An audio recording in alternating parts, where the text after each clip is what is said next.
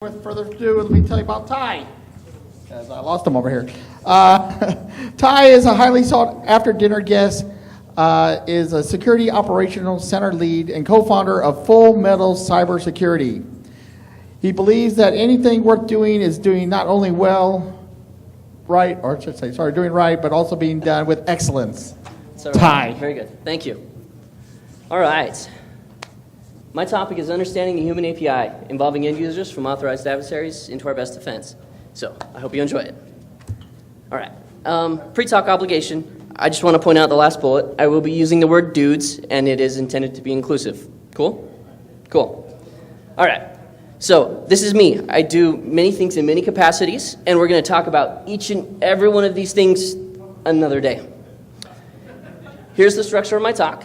My plan is to discover, better understand, and improve human interactions by mapping some basics of computer science onto human behavior. So we'll discuss a range of topics, including behavioral science, philosophy, and neuroscience in the HumanAPI fundamentals. We'll discuss our perception of security.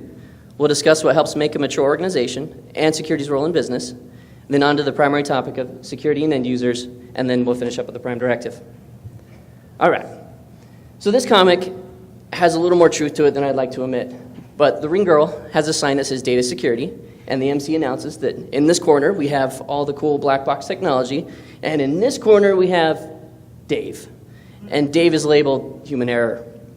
So this comic quite candidly points out that information security is becoming less about computer science and more about human behavioral science, or at least becoming more so. I suggest a frame refresh of some aspects of the security structure, refresh what security means, reassess our goals, and I'll offer my recommendations to maximize our ability to capitalize on opportunity. So to that end, let's identify and explore some key parts of the HumanAPI. All right. So an API, it's an application programming interface, and it is a particular set of specifications that programs can follow to communicate with each other. It serves as an interface between software programs and facilitates their interaction. Pretty simple, right? All right. HumanAPI is almost the same. It's a particular set of rules and specifications that people can follow to communicate with each other. It serves as an interface to the world and facilitates interaction. Simple enough, right? So why is understanding this important? APIs make it easier to develop by providing building blocks necessary to realize complex actions, like potential. Potential represents something that isn't real yet, but we act as if it is real. That's heavy duty when you think about it. So we realize our potential by interacting with the world in a manner that would get us the most information. Accurate information is critical to optimal decision making. We know that if we put ourselves into a new environment, that new genes turn on in our nervous systems. It turns on new circuits, and they encode for new proteins. So we are full of biological potential that won't be realized unless we expose ourselves to challenging circumstances.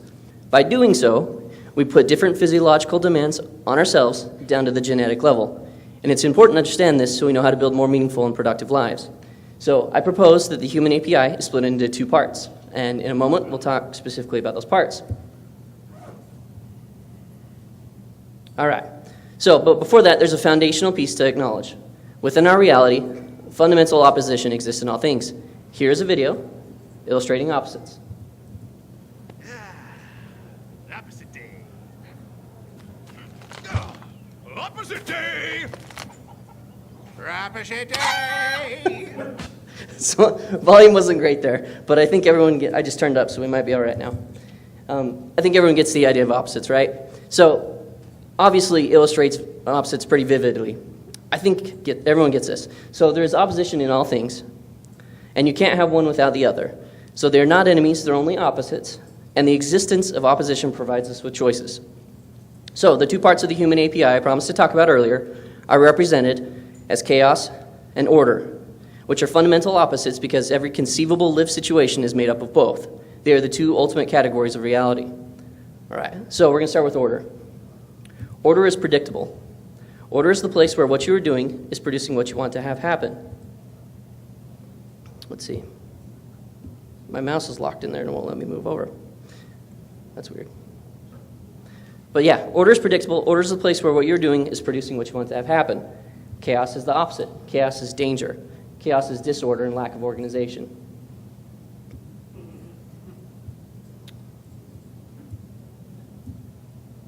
don't know if you guys are South Park fans, but Professor Chaos was my favorite episode. All right.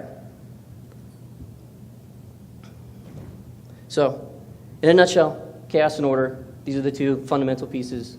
Very good. And so the concept is the most that we can do to reconcile these two seemingly opposing ideals will help generate more success and more meaning in our lives. And so I'm going to elaborate on that in just a little bit. So, we're going to talk about some brain science real quick. Our brains are split into two hemispheres, left and right. Brain lateralization occurs when certain functions prefer specific brain regions. The left hemisphere prefers logic, and the right hemisphere prefers imagination. This categorization doesn't attribute or prescribe personality. It's just simply functionality, right? The concept is that in the natural world, we have a continual dialogue in the right hemisphere and in the left hemisphere. The right does a continual dialogue of imagination, and in the left hemisphere does critical analysis. If the left brain is too strong, it overanalyzes and overworks. If the right brain is too strong, it daydreams away life. They require each other to work together to function properly. The left brain favors order, and the right brain favors chaos. Like the cerebral hemispheres of our brains, these contrary forces are actually complementary, interconnected, and interdependent. So they're separate, but together. All right, so how does this mental processing help us make sense of a tough situation? An incredibly old philosophy maps directly onto this concept and will perhaps guide us to potential solutions. So this symbol here in the center, this is Tao. The Tao means potential, the way of life, the path. That's why I've got a picture of a path here. The Tao means to live in proper manner. So the orange side represents chaos, and the orange side represents order, and the blue side represents chaos. So order is calm and moderately happy, but then we've got this blue dot of chaos right here. So this reminds us that order can be disrupted and plunged into chaos in just a few moments. So I like this image because the texture of it looks almost like it's water, and it suggests that it has a depth to it. And so I imagine I like to think of this as a 3D model. All right, so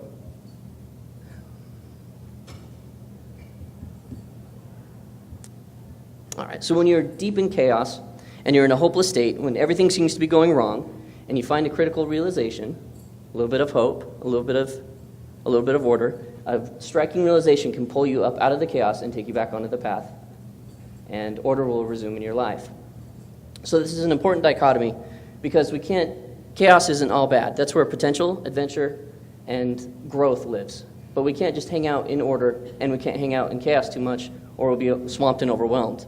The key fundamental to understanding this part is that as these two pieces of our minds have to work together, and the better that they can work together and identify dichotomies, the better and more successful we'll be. And then this is how, and the more you do to reconcile these two, the more you'll stay on this path.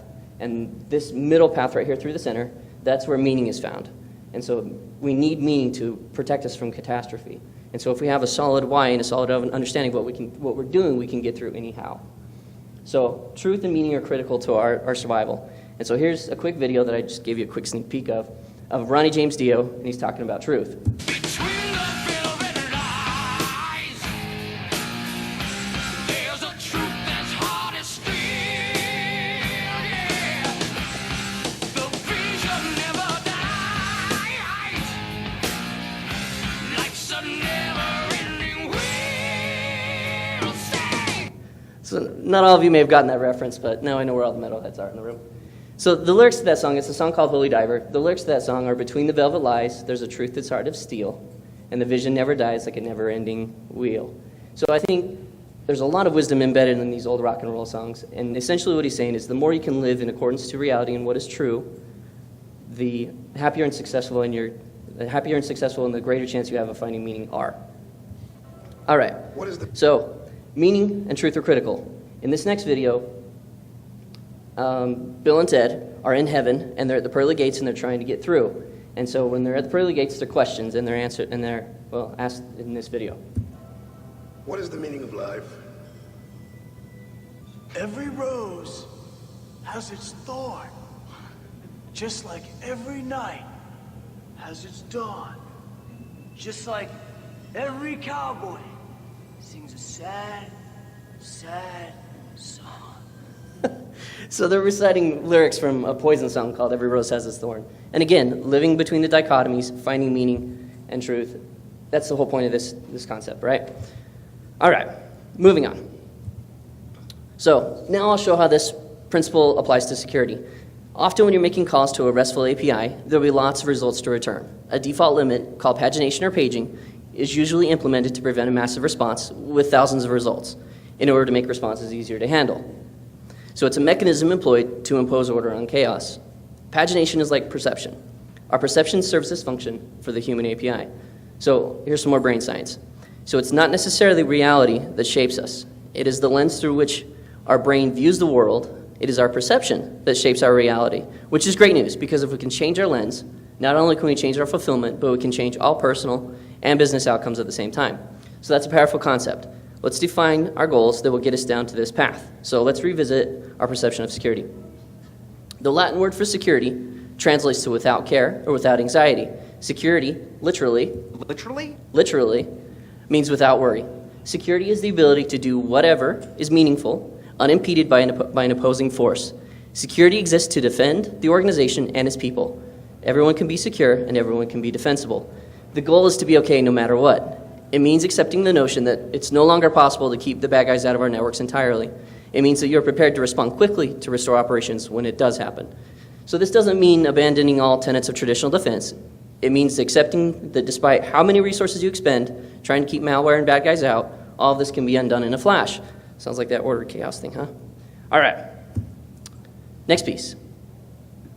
So security is an infinite game as opposed to a finite game. There is no static goal to cybersecurity. There is no finish line. There is no ultimate destination. There is no cyber nirvana.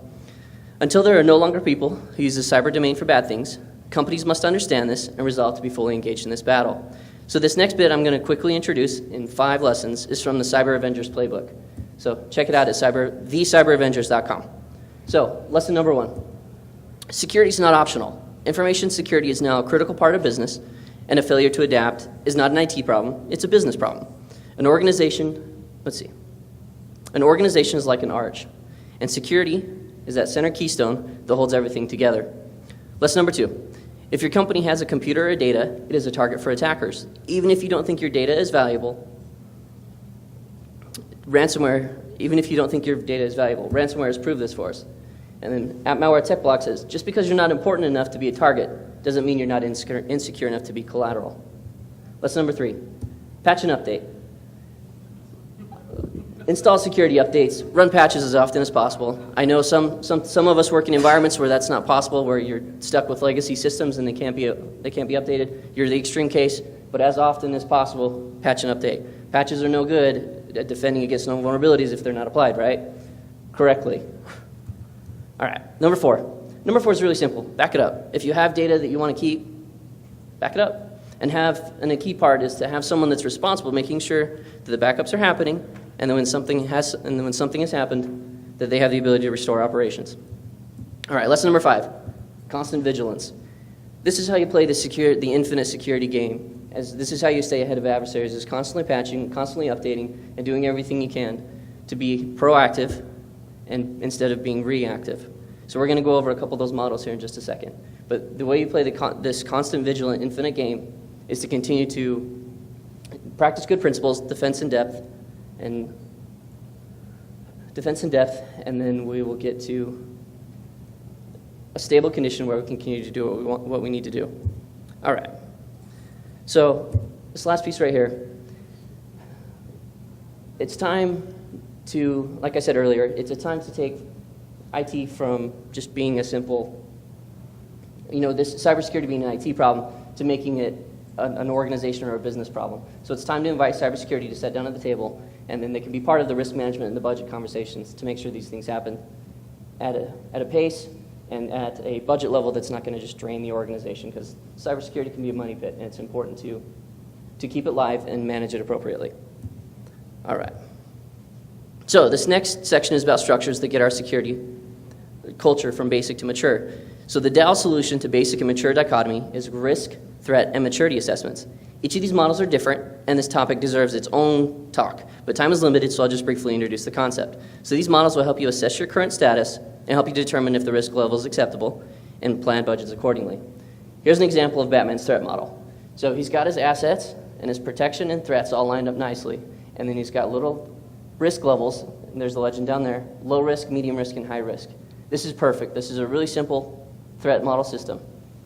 All right. And then I'm going to introduce just very briefly a couple more models. So this one was in Krebs Online, or Krebs on Security, posted this maturity model.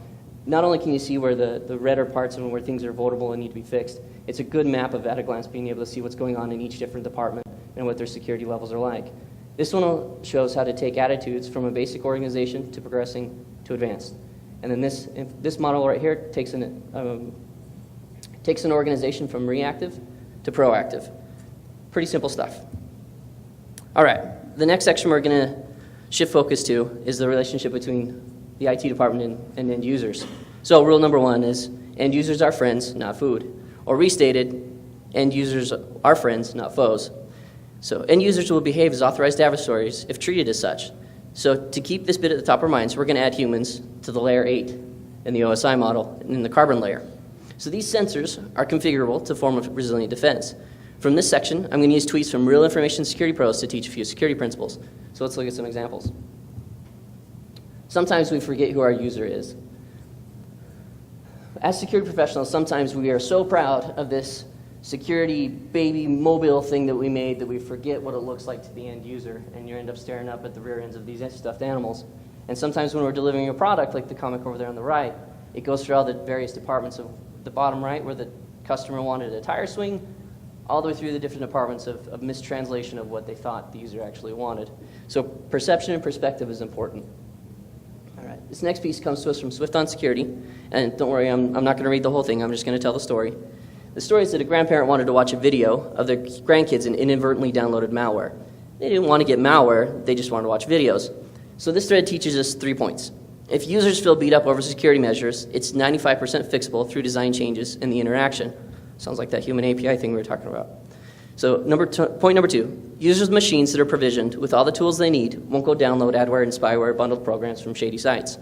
Point 3, seek to understand, know user goals, and know what they need and provide it. If we understand user motives, we can deliver security in a way that sticks. All right, this next example is on the right. Dude Man 4 Win relates a bit that may sound familiar in this malicious compliance phishing email training. So he relates a story where he fell for a phishing an internal phishing campaign and was sentenced to 1 hour of security detention. And so to avoid going through this again, to avoid being thrown in the security violation boo box again and to put off undesirable tasks, he just simply doesn't open emails from management anymore. And so when they ask why he didn't respond to emails, he just says, I was being careful of phishing, and he doesn't get yelled at for dodging work. So when poor security awareness training is implemented, it'll lead to these poor results. So using security training as punishment and shaming users is not a good plan. This next piece comes to us from InfoSecDio at JF Slowick, and he teaches us that, and he questions the effectiveness of canned phishing attacks. So I'm not saying don't do them, I'm just saying do them better. And what he suggests here is an honest security walkthrough by security teams and security professionals teaching exactly what a real-life phishing scheme looks like. Teach them the tells, teach them how to spot things, and then that way they're not going to be got by the obvious ones. So the important part is to build relationships with our end users to where they trust us and we trust them. Mutual respect comes out of it, and then they'll get better at being one of our best defenses. All right. So this is my last bullet in my attack plan, and this is the prime directive. Be excellent to each other.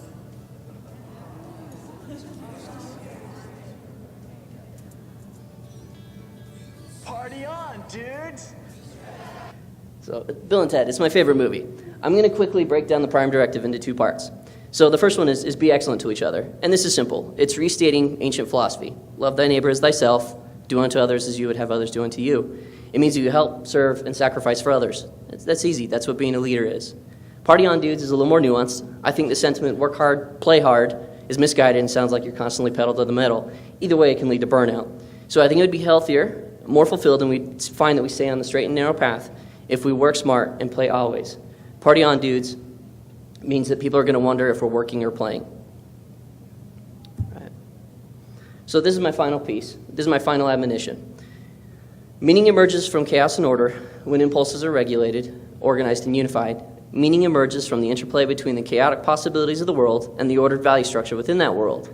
If the value structure is aimed at the betterment of being, the meaning revealed will be life-sustaining. It will be the antidote to chaos and suffering, and it will make everything better, and it will make everything matter.